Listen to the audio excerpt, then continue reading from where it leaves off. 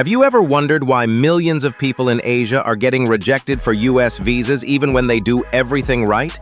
We're talking about students, families, professionals, and people who follow all the rules. They fill out the forms, pay the fees, show documents, even buy return tickets, and still get a no. No clear reason, no second chance. And in 2025, for some Asian countries, getting a US visa isn't just hard, it's almost impossible.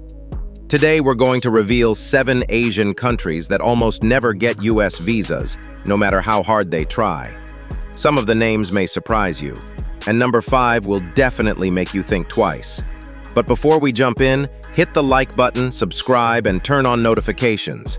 Because this video isn't just about visas, it's about fairness, and about people who are being left behind, silently. Number 1. Bangladesh.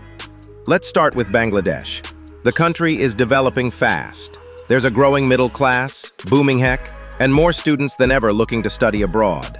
But when it comes to getting a visa to the US, the door is closing. In 2025, over 60% of visa applications from Bangladesh are denied. And the reason? Immigrant intent.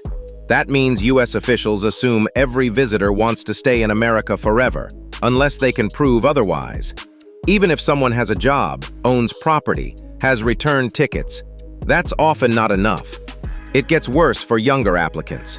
Being single or not having travel history is often seen as a red flag. Even top students with scholarships from US universities are being turned down. And many are left asking, what else can I possibly show to prove I'll return? Cambodia. Next is Cambodia. This one doesn't make global news much, but the struggle is real. In past years, the US had political issues with Cambodia over deportation policies. As a result, the US put visa sanctions in place. Even though those sanctions were aimed at officials, they've now affected regular people. Students with full scholarships? Denied. Tourists visiting family? Denied. And here's the worst part. It all feels random. 2 Cambodians can walk into the embassy with identical paperwork. One gets approved. The other gets denied. In 2025, that randomness hasn't changed. It doesn't feel like policy anymore. It feels like a gamble. 3. Vietnam. Third, we have Vietnam. Vietnam is one of Southeast Asia's fastest-growing economies. Its relationship with the US is getting stronger.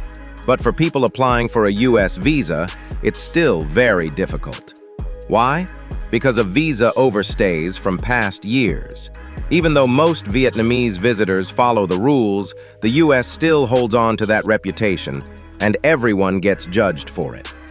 People with strong travel history, good jobs, and return tickets still get rejected. And again, it feels random. Some get approved in minutes, others with similar documents get turned down. For a country with growing US ties, the message is confusing. We're partners, but not for your people. 4. Iran. Let's talk about Iran. It's not shocking that it's on the list, but what's painful is the human cost.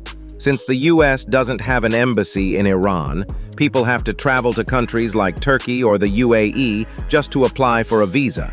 That means spending hundreds or even thousands of dollars just to attend the interview. And still, over 80% of applications get rejected. We're talking about students accepted to top US schools, scientists invited to global events, parents who just want to see their children, all denied. The reason? National security. But to many Iranians, it feels more like discrimination. They're not judged by who they are, but where they're from. Let me ask you this. Do you know someone who got unfairly rejected for a US visa? Or maybe it happened to you? Tell us in the comments. Let's start a conversation. And if this video is opening your eyes, please like, subscribe, and share it, so more people can hear these stories. 5. Pakistan. Coming in at number 5 is Pakistan. This one hits especially hard because millions of Pakistani Americans live in the US. They're doctors, engineers, teachers, business owners, and they help power the country. Yet, people applying from Pakistan still face some of the highest rejection rates in Asia, between 40 to 60%, depending on the year. The reasons? Fraud risk, overstay concerns, not enough ties to home. But many applicants have solid careers, own property, and have families in Pakistan, and still get rejected.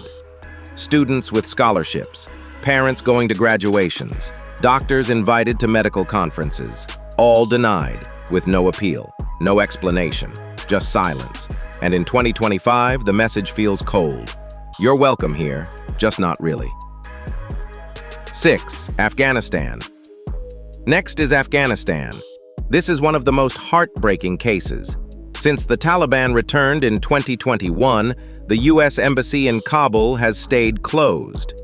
That means Afghans must go to another country like Pakistan or Qatar just to apply. But most people can't even do that. They can't get passports, can't afford the travel, can't leave safely.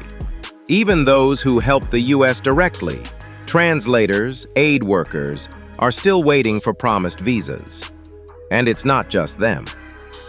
Women trying to escape, students chasing an education, families trying to reunite, all stuck in a system that's overwhelmed and, many would argue, broken. In 2025, Afghanistan remains one of the hardest places in the world to get a U.S. visa. 7. North Korea. And finally, we reached North Korea. This one's different. It's not about rejection, it's about complete absence. There's no U.S. embassy, no way to apply, no processing system. North Korean citizens can't leave the country easily anyway, and even if they could, there's no path to apply for a U.S. visa. In rare cases, North Korean defectors living in South Korea or Europe apply. But even then, just having North Korea as your place of birth can lead to extra screening and likely rejection. For most North Koreans, the U.S. isn't just hard to reach, it's invisible. So what do all these countries have in common? They're full of people, just like you and me, who are getting rejected not because of their actions, but because of their passport. Sometimes it's politics, sometimes it's outdated thinking, and sometimes there's no good reason at all. But in the end, the result is the same. No visa, no explanation, no fairness. And what hurts most? It's not just about a piece of paper. It's about dignity. Were you shocked by any of the countries on this list? Do you think the U.S. visa system is fair or broken? Let us know in the comments. And if this video helped you see the world a little differently, please like, subscribe, and share. Because behind every visa rejection is a real story and a real person that the world deserves to hear.